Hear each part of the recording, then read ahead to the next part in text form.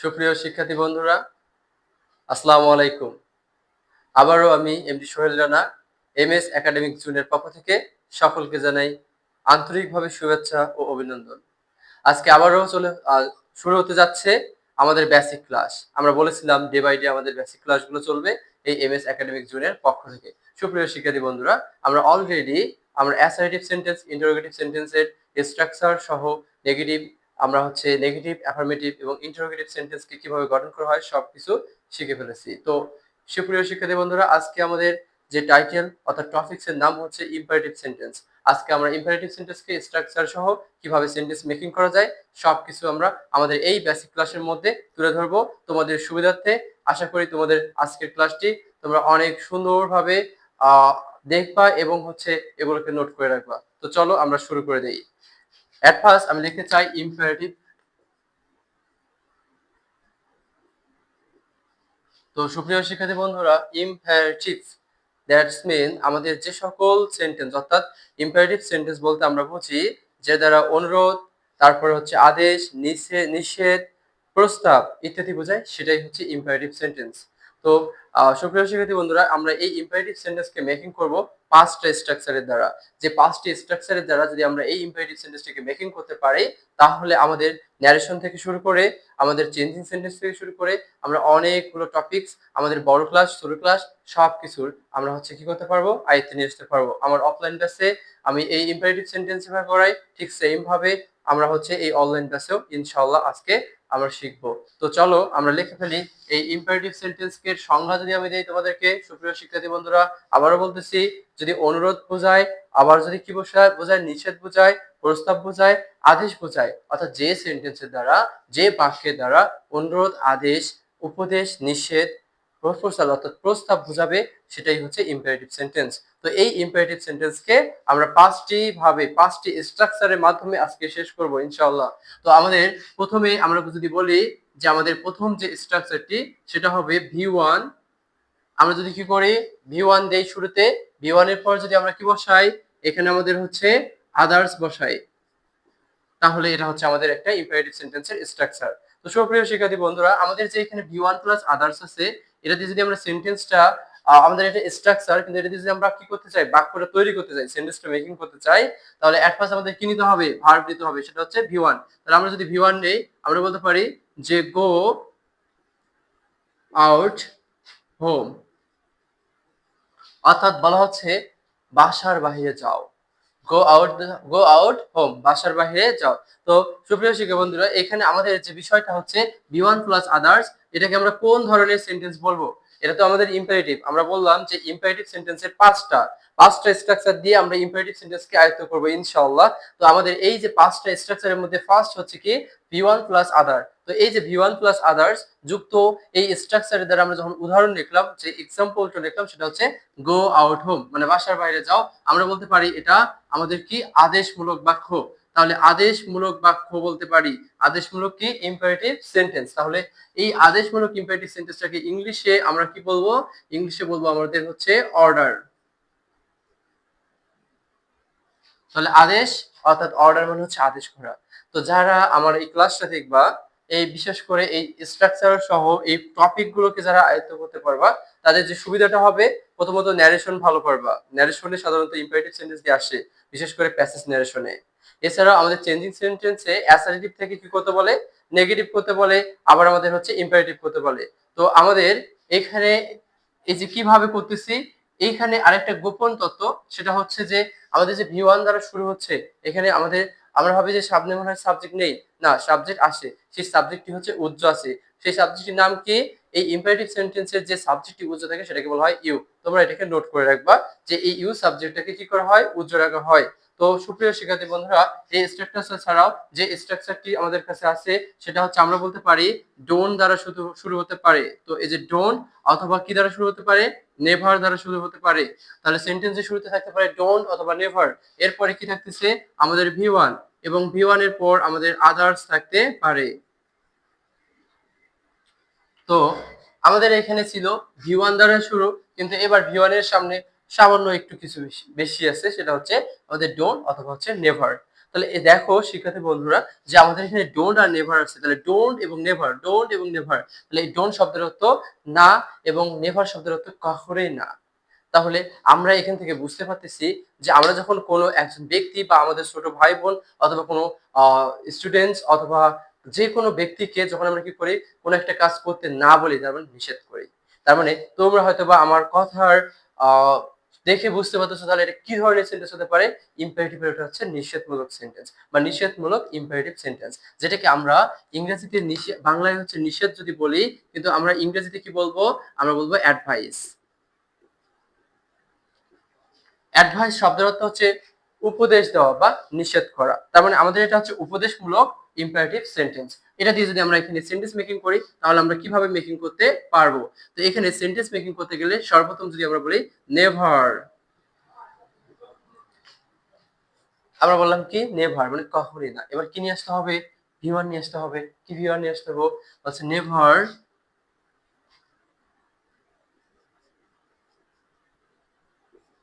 Speak in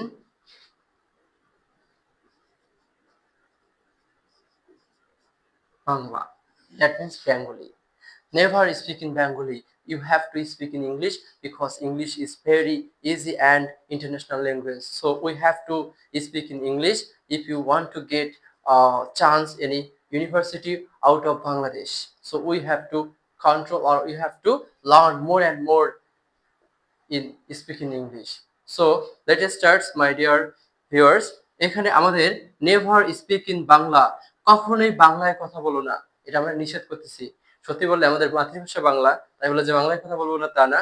আসলে আমরা যেহেতু স্পিকিং ইংলিশ অর্থাৎ ইংলিশের বেসিক গুলো নিয়ে কথা বলতেছি, অতএব আমাদের এখানকার বিষয় হচ্ছে আমরা ইংলিশ নিয়ে কি করবো, চর্চা করব। হোক বা ভুল, হোক বা সঠিক, চর্চা করতে করতে ভুল থেকে সঠিকে আমরা হচ্ছে এগিয়ে যেতে পারবো। তো সুপ্রিয় শিক্ষার্থী বন্ধুরা, প্রথমে স্ট্রাকচার ভি1 প্লাস আদার, যেটা আদেশমূলক অর্থাৎ অর্ডার, যেটাকে উদাহরণ দিলাম ভি1 প্রথমে গো, গো হচ্ছে ভি1, এবং গো আউট হোম এটা হচ্ছে আমাদের আদার্স, তাহলে গো আউট হোম মানে বাসার বাইরে যাও, যেটা হচ্ছে আদেশমূলক অর্থাৎ অর্ডার। এবং এখানে বলা হচ্ছে ডোন্ট নেভার মানে কখনোই না। এই সেন্টেন্সে আমাদের ভি1 থাকছে কোথায়, ডোন্ট এবং নেভারের পরে। তাহলে এই ডোন্ট এবং নেভারের পরে ভি1 প্লাস আদার, তাই এটাকে আমরা বলতে পারি নিষেধমূলক অর্থাৎ উপদেশমূলক, যেটাকে আমরা বলতে পারি অ্যাডভাইস। এছাড়াও আমাদের যে স্ট্রাকচারটি আছে সেটা হচ্ছে প্লিজ দ্বারা শুরু হতে পারে অথবা কাইন্ডলি দ্বারা শুরু হতে পারে। তাহলে প্লিজ অথবা কাইন্ডলি এই দুইটা ওয়ার্ড দ্বারা শুরু হতে পারে। এদের পরে কি থাকবে, আমাদের ভি1 থাকবে, তারপরে হচ্ছে আদার। তো সুপ্রিয় শিক্ষার্থী বন্ধুরা, তৃতীয় যে স্ট্রাকচারটি সেটা হচ্ছে please kindly plus V1 plus others. Please kindly plus V1 plus others. তাহলে প্লিজ অবলিক, অবলিক মানে অথবা, তাহলে প্লিজ অথবা কাইন্ডলি থাকবে, দুটার অর্থই সেম। এই কাইন্ডলি অথবা প্লিজ শব্দগুলোর অর্থ হচ্ছে অনুরোধ করা, অনুগ্রহ করে, দয়া করে। তাহলে আমরা বুঝতে পারতেছি যে শব্দগুলোর কারণে অনুরোধ আসতেছে, দয়া করে আসতেছে, তার মানে এটা অনুরোধমূলক ইম্পারেটিভ সেন্টেন্স, যেটাকে আমরা বলতে পারি রিকোয়েস্টেড। তো এটা দিয়ে যদি আমরা সেন্টেন্স মেকিং করি তাহলে আমরা কিভাবে সেন্টেন্সটা মেকিং করতে পারি। তো চলো আমরা সেন্টেন্স মেকিং করে ফেলি। এখানে আমরা বলতে পারি please,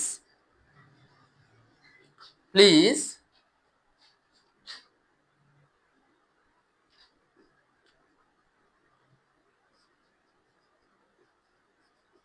drink water, please drink water, অনুগ্রহ করে পানি পান করো, আফটার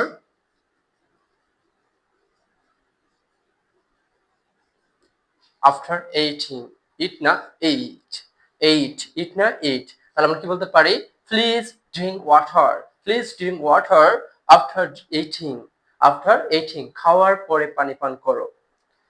এখানে আমরা বলতেছি অনুগ্রহ করে খাওয়ার পরে পানি পান করো, এটা আমাদের অনুরোধ বোঝাচ্ছে, দয়া বোঝাচ্ছে, এই কারণে এটা হচ্ছে আমাদের অনুরোধমূলক ইম্পারেটিভ সেন্টেন্স।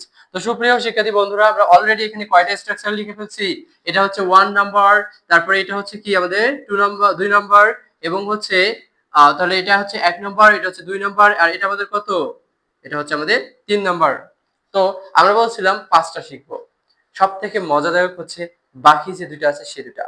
এই দুইটা দিয়ে আমরা যখন স্পিকিং করতে যাবো অথবা এই দুইটা দিয়ে যখন আমরা কি করব, আমরা হচ্ছে সেন্টেন্স মেকিং করব, আমাদের সেন্টেন্স মেকিং করতেও ভালো লাগবে এবং অনেক ইজি। তো চলো বাকি দুইটাকে আমরা শিখে নিই।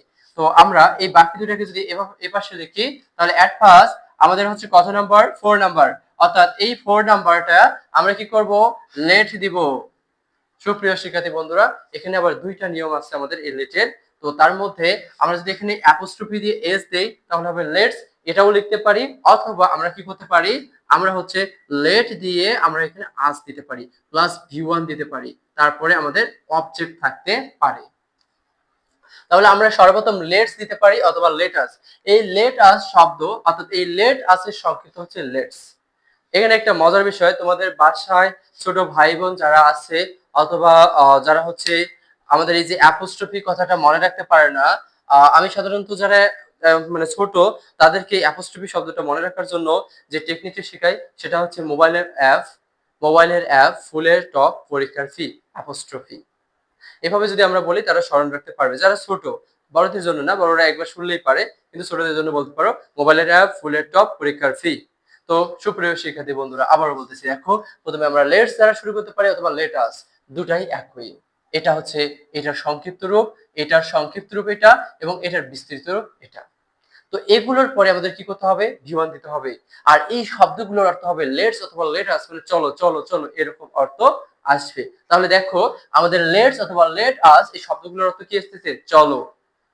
এরপর দেখো আমাদের যদি ভি1 নিয়ে আসি তাহলে আমরা কি করতে পারি, দেখো বন্ধুরা আমরা এখানে দিচ্ছি লেটস স্টার্ট। লেট স্টার্ট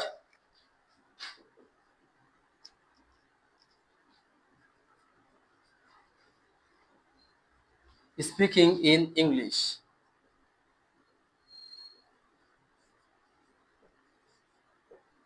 বলা হচ্ছে লেটস স্টার্ট। তাহলে আমি তোমাদেরকে বললাম যে আমাদের এখানে আমাদের কি বন্ধুরা, আমি তোমাদেরকে বললাম যে লেটস শব্দটার অর্থ কি চলো।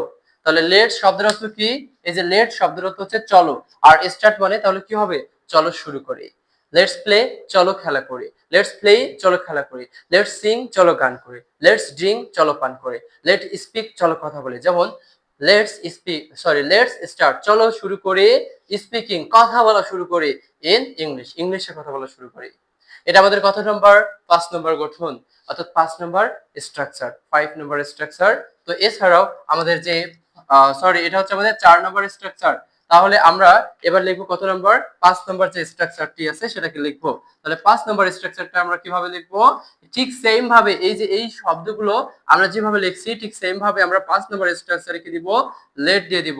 এবং লেট দেওয়ার পর আমরা যেটা করতে পারি, এই লেট দেওয়ার পর যেটা করতে পারি আমাদেরকে দুইটা সাবজেক্ট ছাড়া এই এই যে 5 নম্বর স্ট্রাকচারটা গঠন করতে হবে। তাহলে আমরা অলরেডি দুইটা সাবজেক্ট সম্পর্কে বলে ফেলছি। সেই দুইটা সাবজেক্ট কি, যে আমাদের ভি1 দ্বারা যেগুলো শুরু হচ্ছে সেগুলোর যে সাবজেক্টটি উজ্জ্বল থাকতেছে সেই সাবজেক্টটি হচ্ছে ইউ। তাহলে ভি1 দ্বারা যেগুলো শুরু হচ্ছে সেই সাবজেক্টগুলোর যে সাবজেক্টটা মানে যে ভি1 দ্বারা যে সেন্টেন্স গুলো শুরু হচ্ছে সেগুলো যে সাবজেক্ট আছে সেই সাবজেক্টটি উজ্জ্বল থাকতেছে, সেই সাবজেক্টটির নাম হচ্ছে ইউ। কিন্তু আবার আমরা এই পাশে বললাম যে 4 নাম্বার স্ট্রাকচারে লেটস এর এখানে আমাদের কি আস ব্যবহার করতেছি, আস এর কিন্তু আমরা সাবজেক্টিভ ফর্ম জানি উই, এবং আসটা হচ্ছে অবজেক্টিভ ফর্ম। ঠিক সেম ভাবে লেটের পরে সাধারণত অবজেক্টিভ ফর্ম গুলো ব্যবহার করা হয়। এবার এখানে আরো একটা বিষয় তোমরা নোট করে রাখবা, যদি যারা যারা এডমিশন প্রত্যাশী, যারা যারা ইউনিভার্সিটিতে চান্স পেতে চাও বা জবের জন্য প্রিপারেশন নিচ্ছ, তাদের জন্য এটা মাথায় রাখতে হবে মোস্ট ইম্পর্টেন্ট একটা বিষয়। সেটা হচ্ছে কি, যে এই যে লেটস, এই লেটস এর এখানে আমাদেরকে এটাকে বলা হয় বেয়ার ইনফিনিটিভ। এখন তোমরা বলবা ইনফিনিটিভ কি, এই বিষয়গুলো আমাদের পরবর্তী যে নেক্সট ক্লাস হবে সেই ক্লাসের মধ্যে আমরা ইনশাআল্লাহ এগুলো নিয়ে বিস্তারিত আলোচনা করব। তো চলো আমাদের এখনকার টপিকে আমরা দেখো কিভাবে আমরা এই যে এইখানে দেওয়া আছে লেট, তাহলে আমরা এই পাশে জানি যে এগুলোতে ইউজ আছে আর এখানে আমাদের উই এর কাজ আছে। তাহলে উই এর কাজ যদি আমরা করে থাকি তার মানে ইউ আর উই ব্যতীত বাকি যে অবজেক্ট গুলো অর্থাৎ বাকি যে সাবজেক্ট আছে সেই সাবজেক্ট গুলো অবজেক্টিভ ফর্ম আমরা কোথায় বসাবো এই লেটের পরে। যেমন আমরা এই লেটের পরে কি ব্যবহার করতে পারি, লেট প্লাস দিয়ে আমরা দিতে পারি মি। সুপ্রিয় শিক্ষার্থী বন্ধুরা, এই লেটের পরে মি দিতে পারি, এই লেটের পরে হিম দিতে পারি, এই লেটের পরে হার দিতে পারি, এই লেটের পরে দেম দিতে পারি। এছাড়াও এই লেটের পরে আমরা ইট দিতে পারি, এবং এই লেটের পরে যে কোনো আমরা কি দিতে পারি যে কোনো নাম দিতে পারি, প্লাস আমরা ভি1 প্লাস আমরা অবজেক্ট আবার দিতে পারি।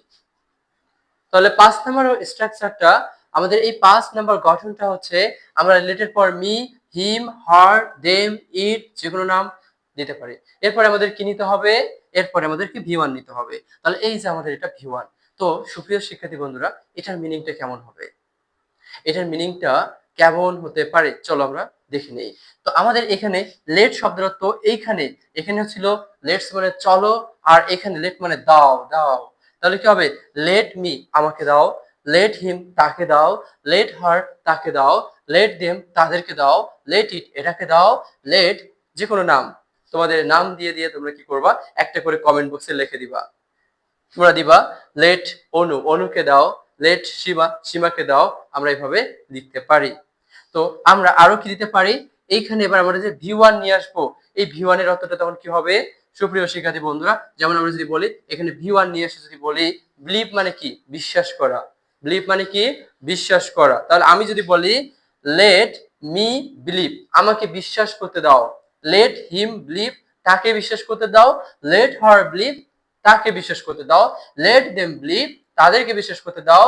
তারপরে আমরা যদি নাম নিয়ে আসি লেট রিমা বিলিভ রিমাকে বিশ্বাস করতে দাও। এভাবে আমরা কি করতে পারি, এগুলোর মিনিং করতে পারি। তো আমাদের এখানে উদাহরণ দিলে আমরা বলতে পারি যে let me start the basic class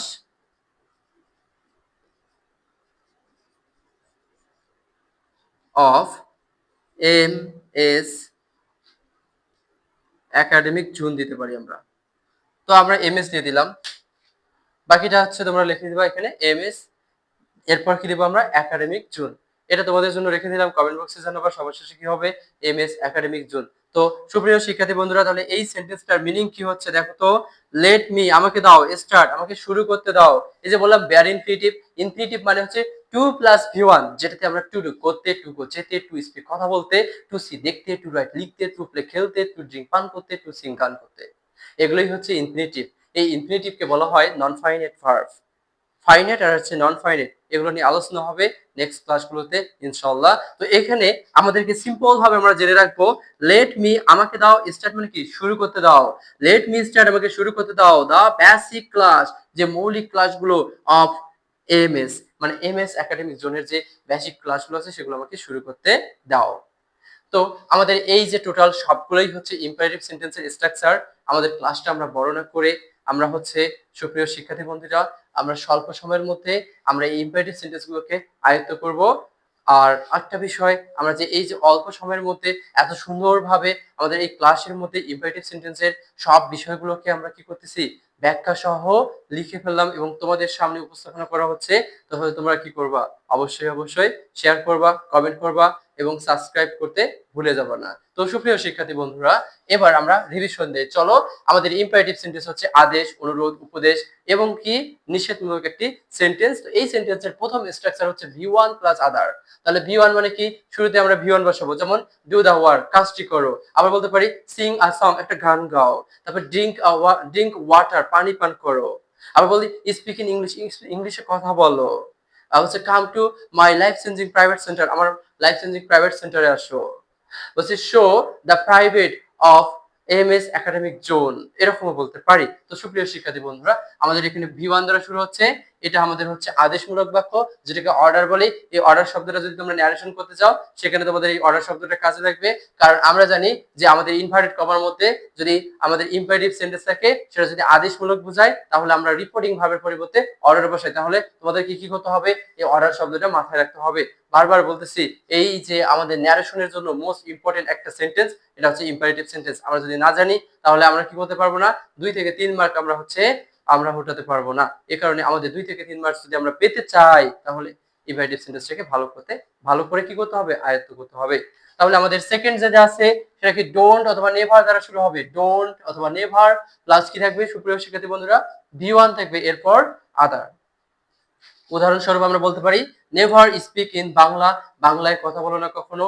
এটা আবার তোমরা আবার কমেন্ট বক্সে লিখে দিও না যে স্যার আমরা বাঙালি হয়ে কেন বাংলায় কথা বলবো না। এটা জাস্ট আমরা লিখছি আমরা প্রকৃত বাঙালি, we are real Bengali, so we have to speak in all time Bangla. তা আমাদেরকে সর্বদাই বাংলায় কথা বলতে হবে কারণ আমরা বাঙালি। কারণ আমাদের এই বাংলার জন্য আমাদের অনেক হিরোইক যে সন ছিল তারা কি করছে, তাদের জীবন ত্যাগ করেছে। তো সুপ্রিয় শিক্ষার্থী বন্ধুরা, তাহলে আমাদের নেভার স্পিক ইন ইংলিশ এই জায়গায় আমরা বলতে পারি নেভার টক টু মাস, বেশি কথা বলিও না কখনো। আবার বলতে পারি নেভার, নেভার কাম হেয়ার, এখানে কখনোই আসো না, এরকম আমরা বলতে পারি।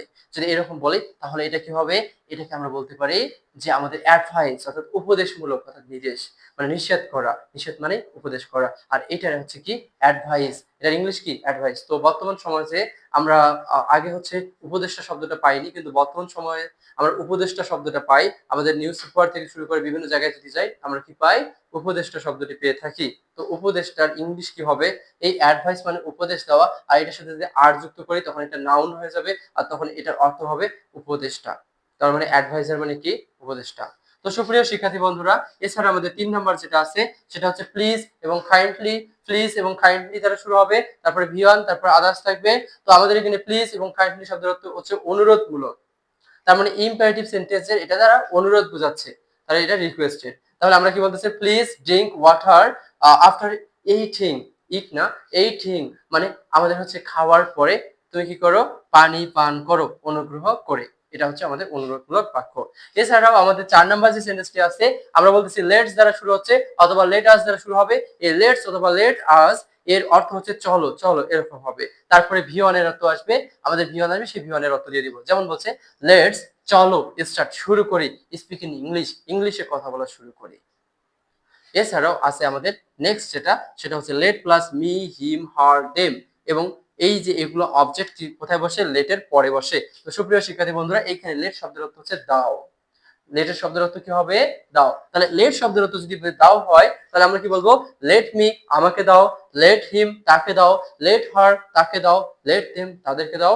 আবার বলতে পারি লেট ইট এটাকে দাও। এভাবে আমাদের সক্রিয় থাকবে। যেমন আমরা এখানে লিখছি লেট মি আমাকে দাও start the basic class of MS. এই এমএস এর বেসিক ক্লাসগুলোকে আমাকে শুরু করতে দাও।